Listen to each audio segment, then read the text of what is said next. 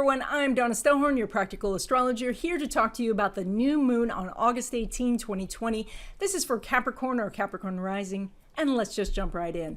So you have Sun and Moon in Leo at 26 degrees in your house of resources from others. This is the house where you can get money, information, help, assistance, all kinds of things from other people. And this energy lasts for about a week over the course of this new moon. And so you want to plant the seeds and then things can manifest over the course of the month. However, this is also the beginning of this particular lunar year. And so this is the only time you're going to have Sun, Moon in your 8th house for the next 12 months. So anything that you plant in this month for resources from others could manifest over the course of a year. And that means you want to do both the short-term projects and the long-term projects during this time. Now, when I talk about resources from others, I mean, going out and getting loans or more credit for your business. This is also finding money for school, to buy a house, to do investing and things like that. This is that house of investments. We're going to be talking about that and money derived from your business, etc. in a few minutes. But this new moon is actually doing an extraordinary amount of aspects, and that is changing this energy, tempering it in some ways. And so I want to talk about that, starting with the Mercury at 28 degrees of Leo sitting right there. Now, Mercury is about your thinking process, how you talk to yourself, how you express yourself to others, the information that you're receiving, and the information that you're putting out. And so this Mercury is sitting right there with the Sun and Moon. It's a conjunction. And normally with a conjunction we say yay, but this unfortunately is the Mercury conjunct the Sun, and the Sun is so bright out there, it is blinding us. We cannot see the Mercury, and so we call this aspect combust. This is that the Mercury is being obliterated by the Sun, and what can happen is that you only hear your own voice, you only hear your own ego. You might ask other people for advice or criticism or critiques or things like that, but you can't hear it. You're in your own little echo chamber. And so maybe you're just going to people who already, they love everything you do. They're your true fans. And so you're not getting any constructive advice for moving forward. And so you also, though, if you're thinking, oh, you know what, I'm nervous about moving forward, and then you're surrounded by people who say, yeah, you should be nervous. That's not necessarily helpful. That could be their own fears just magnified in your echo chamber. So, and there's more. There is a trine to that south node at 26 degrees of Sagittarius. And those of you who know a little astrology might be saying, oh, yay, a trine. But no, I have to say no. Remember, it's to the south node. The south node is that place that you go when you're afraid. That is the place that you repeat yourself, where you do the same things over and over, where you do the things that you're familiar with that haven't worked in the past. And that's a trine, so it easily goes there. And then you are also doing a trine to that Mars in Aries, and it's making a grand trine. So the south node is making a trine to the Mars is making a trine to the Sun Moon is making a trine to the south node. It is a big wheel. And so what happens is that you feel like, oh, I'm restless, I gotta get something done. And so you take an action, but that action's actually the same thing you've done before. It doesn't work, and you say, oh, and so you say, I've got to do an action. And so you take another action, but that action's also something you've done before. And you get on this hamster wheel of not actually making progress because you are not going outside your comfort zone. So how do you get off of the hamster wheel? Well, that is going to be that north node at 26 degrees of Gemini, right in your 6th house. So that is saying, first, I'm jumping ahead. It's a sextile. A sextile is something that's more difficult to do. It feels like a square and it acts like a trine, and that means that it's hard to do, but when you do it, there are big rewards. So this sextile says that you need to look at your routines, your processes, you need to embrace the process and how long things take. You need to look at how you can multiply yourself. Maybe you need to delegate something, maybe you need to streamline it, automate it, maybe you need to eliminate it. So you need to look at how you are dealing with the everyday tasks, or if you get up in the morning with big plans and you get to the end of the day and you say, I haven't accomplished what I want, that is because you're not activating that sextile of that north node there. Now, Wait, there's more. There is an inconjunct from the sun moon to that Saturn at 26 degrees of Capricorn in your first house. Capricorn, your own planet in your own sign. And what that Capricorn does is, or what that Saturn does, is tell you that you're not good enough, that you have to work hard, that you don't have enough experience, that your resume's not long enough, that you don't have enough resources, that you don't have enough, that you are not enough.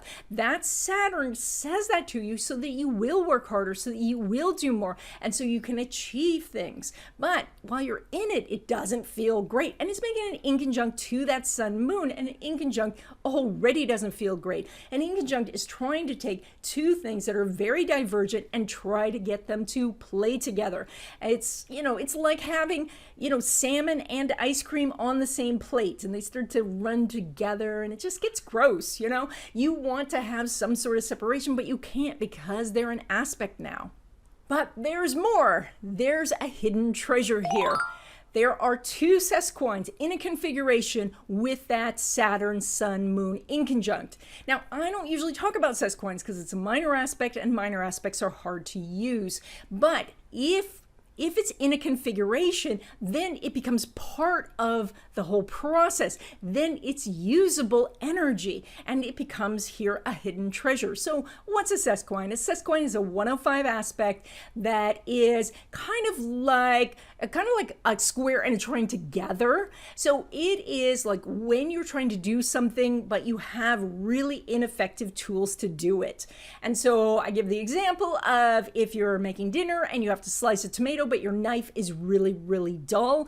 That is that you have to be very precise. You have to be very mindful as you cut the tomato. Otherwise, you're going to squish the tomato. So mindfulness is key.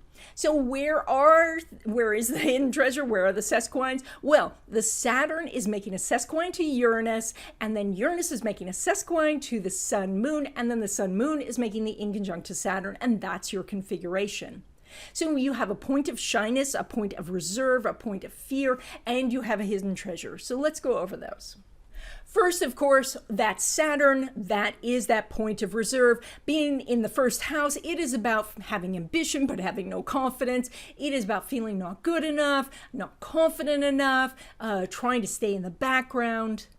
Is about being very obstinate about a direction you want to go without listening to others. It is about being insensitive to what other people around you are doing. Or it's about feeling very alone and having to do everything yourself and feeling isolated from others. So this is your point of shyness. Now your hidden treasure is that Uranus in the fifth house. And the fifth house is, of course, about fun and adventure and taking risks, and the Uranus kind of ups that. And so it says leap and something wonderful will happen. It is about being innovative and being bold and being out there in the world, using technology to put your voice out there for lots of people to hear. This Uranus says, find somebody that you enjoy hanging out with and do something with them. It is about the spirit of enterprise and about freeing yourself from all the conventions and all of the rules and things like that and going for it. And that is your hidden treasure. And as you do those things, then everything else lines up to be positive. That's where you are precisely cutting that tomato, is where you say, today I'm going to be bold. Today I'm going to take an action and do something that I never thought I would do. I'm going to stand up on stage, or I'm going to find myself a stage through online mediums, and I am going to shout to the world. Okay, let's go around the wheel and look at the predictions for your different life areas, starting with relationship, where you have that Venus, lovely Venus, in your house of relationships. That's wonderful. That can bring some very interesting, very attractive opportunities for you. You also have the Uranus going on in your fifth house. You'll have that a while, but that can make that spontaneous connection happen. So as you reach out, you can find really interesting people to have relationships with. Now, that Uranus, of course, being part of that squine configuration means that you have more energy with that this time than usual. So that's fantastic. Really consider working on that. Now, when we look at the 1-7 connection, you have the inconjunct. So all of this is outside your comfort zone. It means you have to stretch yourself a little bit. You have to do what's uncomfortable. And when you do, then really great things happen in relationships. So if that means meeting somebody new, that's what you have to do. But also consider that even in an existing relationship, you have to go outside your comfort zone a little bit, maybe to talk about how you feel about things or to understand how they're feeling. And I will say, I mean, the relationship chart for you this month is fantastic. Look at that Sun, Moon, Mercury up in your house of sex. My goodness, you could have a really fun time, but it is all ruled by that inconjunct. So step outside your comfort zone and good things will happen. So when we look at your area of home, we have the Chiron, so a healing's going on. That Chiron's been there a while. It is still happening. When we talk about a healing of the home, maybe that involves something specific with the dwelling itself, like you're decluttering or something like that. It also can be with your family. And so, that you're having these, bigger conversations now that you've been trapped together with them for so long. Now you're really getting to know them, or maybe you're separated from your family right now, and so you are communicating through different means, and so there is healing taking place. Also, the Mars is there. The Mars is going to be there all year, and it does say you're taking a lot of action in this area. Now, the interesting thing about the Mars is it is doing a square to Saturn, which can feel like things are blocked. So if you are looking for a new house, you may be feeling like, everything I want is out of my price level, or I can't go see houses because I want to stay inside, and so there may be feelings of block, but you want to look at that Saturn and be very responsible with it. And so that would be like making a spreadsheet of what it is you really want in a home, how you can make your home better. Maybe if you're looking at renovating the home or moving, like what are the top things that you need, and get proper prices, looking for loans and things like that. You just want to do it in a very organized manner. Then the Mars can move forward. When we look at your career, it's ruled by that Venus in the 7th, which means opportunities in your career come through direct contact with other people.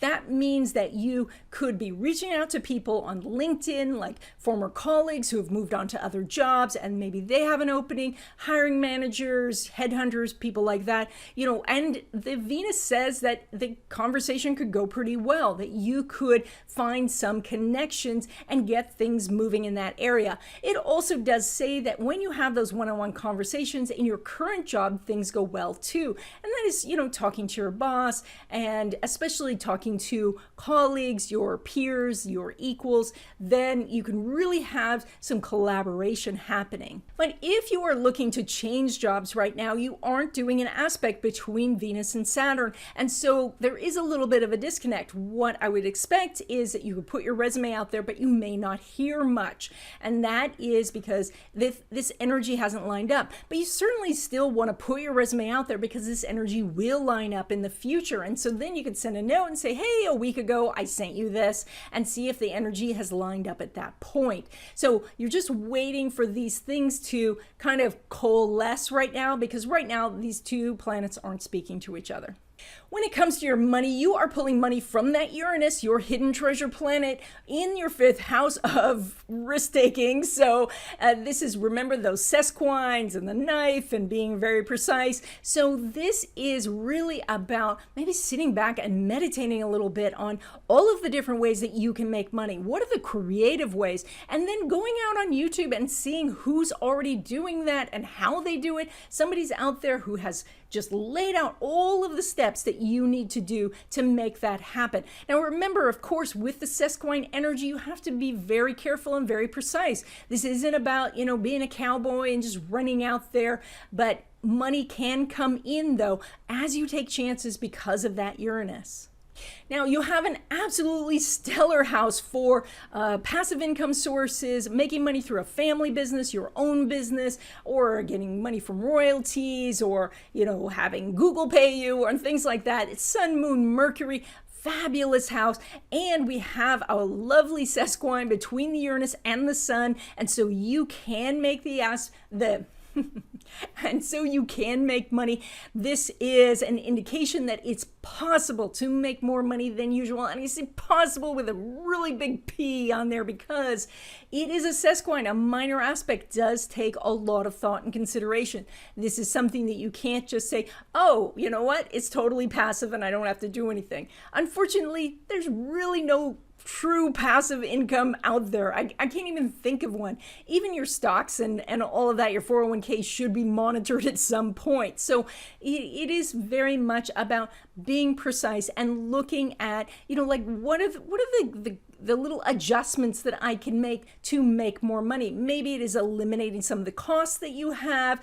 Maybe it's streamlining some of your operation in your business.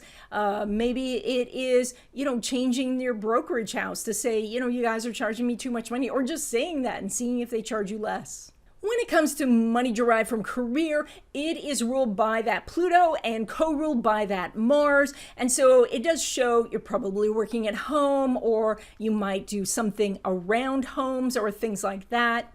Neither of those planets are making a great connection to that Uranus. And, sesquine aspects like it's making to the Saturn have to be very tight orbs. So it's not going to reach that Saturn. So right now you're not doing an aspect with either the Uranus-Pluto or the Uranus-Mars. And so things aren't necessarily lining up. That means it's difficult right now to ask for a raise.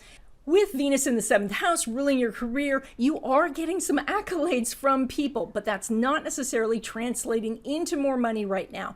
That is going to line up later, especially with that Mars, but right now it is just cool your heels, collect the accolades. Later you can present these to the boss and say, I want more hours, or I want more money, or I want a better commission schedule, or something like that. So when we look at windfalls, which is high risk investing, things that just come in because of a small amount of money that you've put in, like investing in your buddy's business or doing penny stocks or things like that, it is ruled by that Venus, and you are looking for the relationship it's having with the Uranus, and you're doing exact sextile. So there is an opportunity here. Now, again, I always say this, with a sextile, you still have to do the work because it starts with that energy of the square and moves to the trine. So this is not an automatic thing. This is, figure out what's going on with, your buddy's business, or, if you like a stock, go and do the research. Look at the fundamentals as well as looking at the technical analysis. You want to look at both of those because this is just a sextile. But otherwise, it does say that there is some opportunity here for you to have a windfall over the next 4 weeks. So, let me know how this goes. And that's it. I hope you enjoyed this video. If you did, please give it a thumbs up. If you haven't already, please subscribe and stay tuned. LaRue the magical cat wants to say hi.